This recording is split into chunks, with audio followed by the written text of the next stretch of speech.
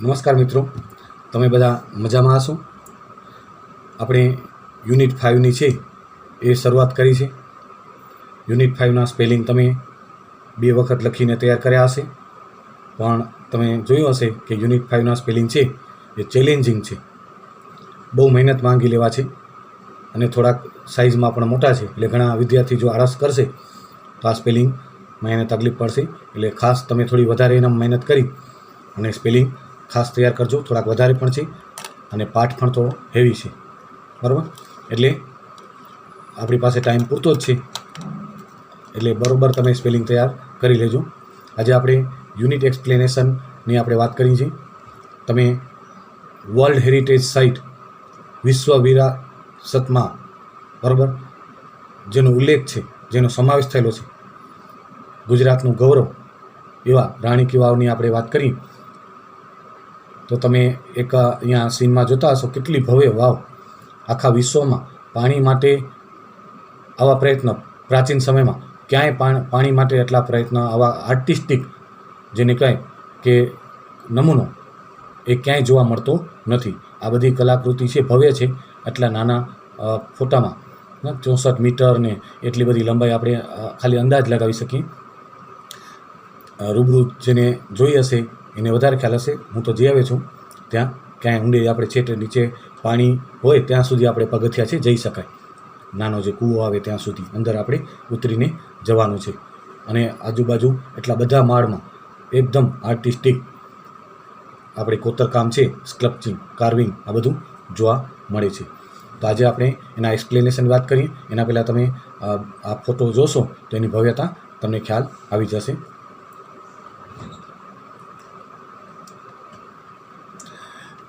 રાણી કી વાવ એટલે સ્ટેપ વેલ. એને ઇંગ્લિશમાં વાવને સ્ટેપ વેલ કહેવાય.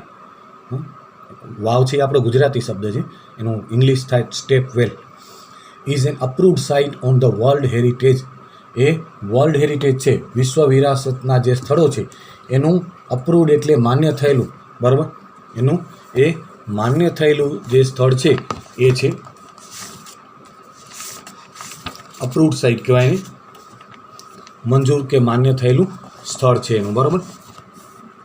હેરિટેજ. It was declared. હવે જો આપણે અહીંયા અંડરલાઇન આપણે અલગ કલરથી કરેલું છે એટલે તમને ખ્યાલ આવી જશે. Was declared.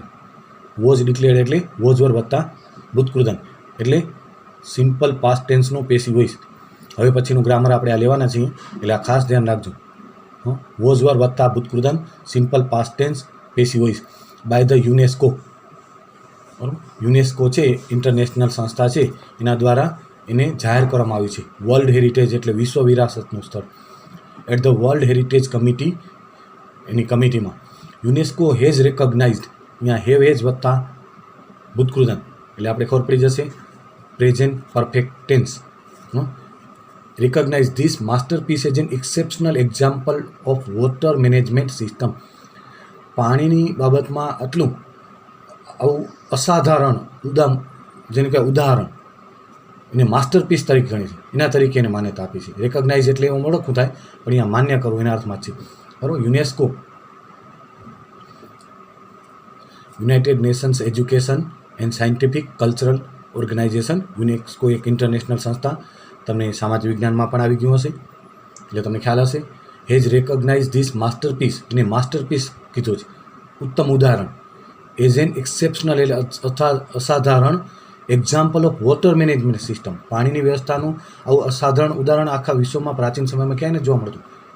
આટલી ભવ્ય કોઈ પાણી માટે કરીને આટલી વાવ બનાવ્યું, કારણ કે એના કેટલા બધા વર્ષો લાગ્યા હોય એ વાવ બનાવવા માટે. ઇટ ઇઝ કોઈ કદાચ પાણી માટે બનાવે તો શું કરે? કૂવા ખોદે, બરાબર? બાકી કંઈ આવું આર્ટિસ્ટિક ક્યાંય, બરાબર, એ જોવા મળ્યું નથી સ્થળ. It is a wonderful sample of technological development for utilising ground water. Utilise એટલે ઉપયોગ કરવો, યુઝના અર્થમાં. પાણીના જમીનનું જે પાણી છે એનો ઉપયોગ કરવાનો એને ટેકનોલોજીકલ ડેવલપમેન્ટ કહે છે. તકનીકી વિકાસ આવો ક્યાંય પાણીના જે રિસોર્સ છે એને સિંગલ સ્ટ્રક્ચર, એક બાંધકામ છે સિંગલ સ્ટ્રક્ચરમાં, આવું એને ક્યાંય જોવા મળ્યું નથી, બરાબર? તો it is a wonderful sample. Wonderful sample, તો વન્ડરફુલ આપણે ખબર છે એડજેક્ટિવ છે, એના આપણે મોર અને મોસ્ટ વન્ડરફુલ ડિગ્રીના રૂપ બનશે. સેમ્પલ ઓફ ટેકનોલોજીકલ ડેવલપમેન્ટ તકનીકી વિકાસનો ફોર યુટિલાઇઝિંગ ગ્રાઉન્ડ વોટર એટલે જમીનના પાણીનો ઉપયોગ કરવા માટે resources in a single structure, એક જ સ્ટ્રક્ચરમાં સરસ મજાનું આ વાવ બનાવી છે. એ જમીનના પાણીનો ઉપયોગ કરવા માટેનું આવું ક્યાંય જોવા મળતું નથી. સ્ટ્રક્ચર એટલે બાંધકામ. It is also a unique illustration of breaking large spaces into smaller volumes. It is unique એટલે અજોડ, ઉદાહરણ, ઇલસ્ટ્રેશન એટલે આ બધા શબ્દ તમે બરોબર તૈયાર કરશો ને તો જ આ પાઠ તમને સમજાશે. ખાસ ધ્યાન રાખજો, બરાબર, બહુ પાઠ ભારે છે. તો it is a unique illustration એટલે અજોડ, બેજોડ ઉદાહરણ છે. શેનું? Of breaking large spaces into smaller volumes, કે મોટા જે છે લાર્જ સ્પેસી, વિશાળ જગ્યા, એને સ્મોલર વોલ્યુમ્સ, નાના નાના વોલ્યુમમાં એને ભાગ પાડીને વિથ આર્ટિસ્ટિક પ્રેઝન્ટેશન, અને ખૂબ જ આર્ટિસ્ટિક, તમે જોયું એમ 6 થી 7 માળનું છે એને ભાગ પાડી નાખ્યા છે. સળંગ નથી, થોડા થોડા એના પછી પેસેજીસ આવશે, ગેલેરીઓ આવશે, એ બધા ભાગ પાડી નાખ્યા છે. અને એનામાં દરેક ભાગમાં અલગ અલગ બધી છે સ્કલ્પચર્સ તમને જોવા મળશે, શિલ્પકૃતિઓ જોવા મળશે, દેવી દેવતાઓની બધી પ્રાચીન કન્ટેમ્પરરી ટાઈમ એટલે જે તે સમય જે સંસ્કૃતિ હતી એ સંસ્કૃતિનું દર્શન આપણે અહીંયા જોવા મળશે. Illustration of breaking large spaces into smaller volumes with artistic presentation. એવું નથી કાંઈ સિમ્પલ ખાલી આપણે ખાડો ખોદીને પગથિયા કરી નાખે. આર્ટિસ્ટિક પ્રેઝન્ટેશન છે. દરેક જગ્યાએ આમ શિલ્પકૃતિઓ અને બેજોડ, અનન્ય જેને કહેવાય, એટલે આર્ટિસ્ટિક આવી રજૂઆત છે, કલાત્મક રજૂઆત એ કરવામાં આવી છે. Rani ki Vav has a great appeal to every observer. દરેક ઓબ્ઝર્વર છે એનું ધ્યાન ખેંચે એવી છે. હેજ, જો અહીંયા હેજનો ઉપયોગ છે ને ની પાસે એના અર્થમાં આવશે, કારણ કે હેવેજ વત્તા ભૂતકૃદન ઉપર આવ્યું એ પ્રેઝન્ટ પરફેક્ટ ટેન્સ થશે, પણ અહીંયા પ્રેઝન્ટ પરફેક્ટ ટેન્સ થશે નહીં, એ ખાસ ધ્યાન રાખજો. એટલે આ પાઠને તમે બરોબર સ્પેલિંગ તૈયાર કરી અને 2 વખત ટુકડે આપણે સમજાવીએ. પાર્ટ એક્સપ્લેનેશન પાર્ટ 1, 2 ત્યારે સમજવાનું, અને પછી એકવાર સળંગ પાઠ વાંચશો તો તમને આખો છે પાઠનો ખ્યાલ સારી રીતે આવશે. 2-3 વાર વાંચશો એટલે બહુ જ પરિચિત થઈ જશે, એટલે તમારા માટે બહુ સરળ થઈ જશે. પછી આપણે ક્વીન ઉદયમતી, એના આપણે ઇતિહાસની વાત કરી. Queen Udayamati, Rani Udayamati, the widow king of Bhimdev I. Widow એટલે વિધવા સ્ત્રી. ભીમદેવ, રાજા ભીમદેવની વિધવા જે કિંગ ઉદયમતી છે, constructed this vav between 1022 and 1063 AD. બરાબર, એને આ વાવની આ બાંધકામ 1022 થી 1063 વચ્ચેની સાલમાં, AD એટલે એનો ડોમિની, અને BC એટલે બિફોર ક્રાઇસ્ટ. અત્યારનો સમય આપણો ચાલે છે એ ADમાં ચાલે છે, અને પહેલાં જે સમય હતો એ BCમાં હતો, બિફોર ક્રાઇસ્ટ, અને AD એટલે એનો ડોમિની. બરાબર, તો કન્સ્ટ્રક્ટેડ ઉપર ખબર પડી જશે કે આ સિમ્પલ પાસ્ટ ટેન્સનું વાક્ય છે, કારણ કે હવે તો આપણે એક આ ક્રિયા ઉપરથી ખબર પડી જાય. This vav between 1022 and 1063 AD. Rani ki Vav, અહીંયા સ્પેલિંગ છે ટેક્સ્ટ બુકમાં ઘણીવાર એવું હોય છે. તો Rani ki Vav has become one of the most popular places. Has become આવ્યું, હવે તમને ખબર પડી હશે. હેજ વત્તા ભૂતકૃદન, બીકેમ અને બીકમ, મૂળરૂપ અને ભૂતકૃદન સરખા. બરાબર, has become one of the most popular places to visit in Gujarat. Gujarat માટે મુલાકાત લેવાનું સૌથી ઘણા બધા પોપ્યુલર, વન ઓફ એટલે ઘણા બધામાંથી એક. બરાબર, જો વન એટલે એક અને પ્લેસીસ એટલે ઘણા બધા, એટલે ઘણા બધામાંથી એકની વાત કરવી હોય ત્યારે આપણે વન ઓફની વાક્યરચનાનો ઉપયોગ કરીએ છીએ. એટલે વન ઓફની વાક્યરચનામાં નામનું બહુવચન આવે, એ ખાસ ધ્યાન રાખવાનું છે. તમને એમ થાય એક જની વાત કરી છે, પણ ઘણા બધામાંથી એકની વાત કરી છે. બરાબર, તો હેજ બીકમ એટલે પૂર્ણ વર્તમાન કાળ, one of the most popular places to visit in. ગુજરાતમાં મુલાકાત લેવા માટે ઘણા બધા લોકપ્રિય સ્થળોમાંનું એક છે રાણી કી વાવ. બરાબર, આ રાણી કી વાવ તમે ખાસ જોઈ લેજો અહીંયા સ્પેલિંગમાં. King Bhimdev I belong to the Solanki dynasty of Anhilwad Patan.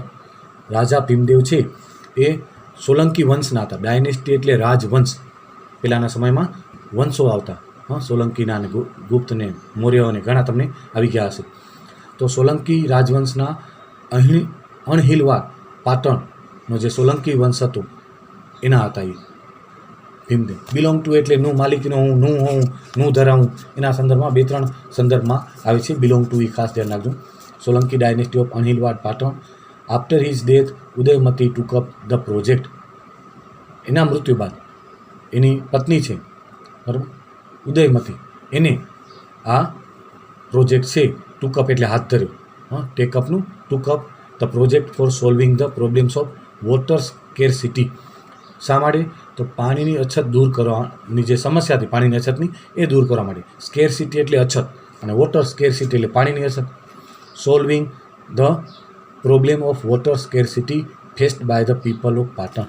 પાટણના લોકો જે પાણીની અછતથી પીડાતા હતા એની સમસ્યા દૂર કરવા માટે છે અહીંયા કિંગ ભીમદેવ એના મૃત્યુ બાદ એની પત્ની રાણી ઉદયમતીએ છે આ પ્રોજેક્ટ હાથમાં લીધો. Unfortunately the queen also died before the completion of this structure. પણ કમનસીબે આ સ્ટ્રક્ચર બાંધકામ પૂર્ણ થાય એના પહેલાં રાણી છે એ પણ કમનસીબે એ પણ મૃત્યુ પામે છે. ક્વીન એટલે રાણી, ડાયનું ભૂતકાળ અને ભૂતપૂર્વ. બિફોર ધ કમ્પ્લીટનું નાઉન છે આ બરાબર. કમ્પ્લીશન ઓફ ધીસ સ્ટ્રક્ચર, આ સ્ટ્રક્ચર પૂર્ણ થાય એના પહેલાં રાણી એ પણ મૃત્યુ પામે છે. In the world of architecture, શિલ્પ સ્થાપત્ય છે એની દુનિયામાં her beautiful idea has received immense appreciation. આ સુંદર મજાનો જે વિચાર છે એને ઇમેન્સ એટલે ખૂબ જ અપ્રિસિએશન એટલે પ્રશંસા મેળવી છે. અહીંયા જો હેજ રિસીવ્ડ આવ્યું એટલે હવે ખબર પડી ગઈ હશે હેવેજ વત્તા ભૂતકૃદન. વિશ્વમાં જે સ્થાપત્યના જે નમૂનાઓ છે એમાં આ સુંદર વિચારને વિશ્વ કક્ષાએ પ્રશંસા મેળવી છે. Queens stepwell or Rani ki Vav is a 7 storied structure. આપણે તમને સીનમાં બતાડીશું 7 માળનું સ્ટ્રક્ચર છે. કેટલું ભવ્ય હશે. 7 storied structure. This east facing, east એટલે પૂર્વ, વેસ્ટ એટલે પશ્ચિમ, તો ઈસ્ટ ફેસિંગ છે. Stepwell is 64 metres long, 64 metre લાંબી છે. 1 મીટર એટલે આપણે ખબર છે 39 ઇંચ, 3 ફૂટ 3 ઇંચ, તો 64 મીટર લાંબી છે. અને 20 મીટર્સ વાઇડ, 20 મીટર પહોળી છે. અને 70 મીટર્સ ડીપ અને 27 મીટર ઊંડી છે. એટલે આપણે એને મીટરને તમે ફૂટમાં કાઢી શકશો 3 ફૂટ 3 ઇંચ વડે ગુણીને બરાબર. તો 90 ફૂટ જેટલી ઊંડી છે. એના 7 માળ છે. આપણે નીચે જવાનું છે જમીનની અંદર. પગથિયા પણ છે સિસ્ટમેટિક છેટ આપણે ત્યાં પાણી સુધી કૂવા સુધી પહોંચી શકીએ એટલા છે પગથિયા. ઈચ સ્કલ્પચર, પેસેજીસ, પિલર, દરેક ત્યાં શિલ્પના નમૂનાઓ છે. પેસેજીસ ત્યાં છે ચાલવાના જે પેસેજ છે, પિલર્સ એટલે સ્તંભો છે, એન્ડ પેવિલિયન છે માર્ગ છે ત્યાં. તો મેગ્નિફિસન્ટ સ્ટ્રક્ચર એનામાં આમ જેને કહેવાય મેગ્નિફિસન્ટ એટલે ભવ્ય બાંધકામ આપણે એનું જોવા મળે. અને કેટલા વર્ષો પહેલાંનું છે એટલે ત્યારના પ્રમાણમાં તો કેટલું ભવ્ય ગણાય ત્યારના સમયનું. હેજ એન્ચાન્ટિંગ કાર્વિંગ, એન્ચાન્ટિંગ એટલે મોહક આકર્ષક, કાર્વિંગ્સ એટલે કોતરકામ જોવા મળે. આપણે ફોટામાં તમને બતાડ્યું હતું. On its side walls there are around 800 sculptures. એની સાઇડની બાજુમાં 800 જેટલા શિલ્પકૃતિઓ તમને જોવા મળે બરાબર. હેજ એન્ચાન્ટિંગ એટલે ની પાસે ઉનાર્થમાં આવ્યું. There are nearly 400 big sculptures of different gods. આશરે 400 જેટલા શિલ્પકૃતિઓ ડિફરન્ટ ગોડ્સ એટલે જુદા જુદા દેવી દેવતાઓની છે. ધેર આર નિયરલી આશરે 400 big sculptures of different gods and goddesses in the vav. Big એટલે મોટી એમ. ઇન ધ વાવમાં જોવા મળે. એટ પ્રેઝન્ટ હાલમાં જોવા મળે. શરૂઆતમાં તો ઘણા બધા હતા, નષ્ટ થઈ ગયા એવું કહે છે. These numbers would have been many more in the past. એમ કહે છે આ નંબર ભૂતકાળમાં સંખ્યા ઘણી મોટી હશે, અત્યારે એટલા રહ્યા છે એમ કહે છે. ઇન ઇટ્સ ઓરિજિનલ સ્ટ્રક્ચર, જ્યારે ઓરિજિનલ સ્ટ્રક્ચર હતું ત્યારે આ બધા ગોડ્સ અને ગોડેસીસના જે છે સ્કલ્પચર્સ એ વધારે હતા એવું અનુમાન કરે છે. અત્યારે એટલા જોવા મળે છે બરાબર. 400 બિગ સ્કલ્પચર્સ જોવા મળે છે અને બીજા ઘણા બધા છે. તો આપણે આ યુનિટ એક્સપ્લેનેશન છે યુનિટ 5નું 1 એ આપણે અહીંયા સમાપ્ત કરી છે. તમે બરોબર સ્પેલિંગ તૈયાર કરીને 2 થી 3 વખત પાઠને વાંચીને એક એક શબ્દને સમજવાના પ્રયત્ન કરજો. અને હવે પછી આપણે યુનિટ એક્સપ્લેનેશન 2 આપણે કરાવશું. તો એના આધારિત આપણે જે પેરેગ્રાફ છે એ આપણે દરેક લીધા છે. એ તમારે ખાલી જગ્યા પાઠ વાંચીને પૂર્ણ કરવાની છે. ઘણા બધા ખાલી જગ્યા પૂરી નથી કરતા, એમને રાખી આવે છે. એમ નથી કરવાનું તમારે. આ ખાલી જગ્યા તમારે મોઢે પૂરવાની, પછી ચેક કરવા માટે પાઠ વાંચવાનું કે એનામાં આપણી ખાલી જગ્યા સાચી છે કે નહીં ચેક કરવાની, ખોટી હોય તો સુધારી નાખવાની. એટલે આપણે અહીંયા જવાબ એટલે જ નથી લખતા, એક્ઝેક્ટ પાઠ આધારિત ખાલી જગ્યા આવે છે અને એ પરીક્ષામાં પણ પ્રશ્ન છે, તમે જાણો જ છો. તો આ તમે દરેક આપણે એક્સપ્લેનેશનના ભાગમાંથી આ લીધેલ છે. તો તમે આ છે તૈયાર કરી નાખજો. Good bye, thank you.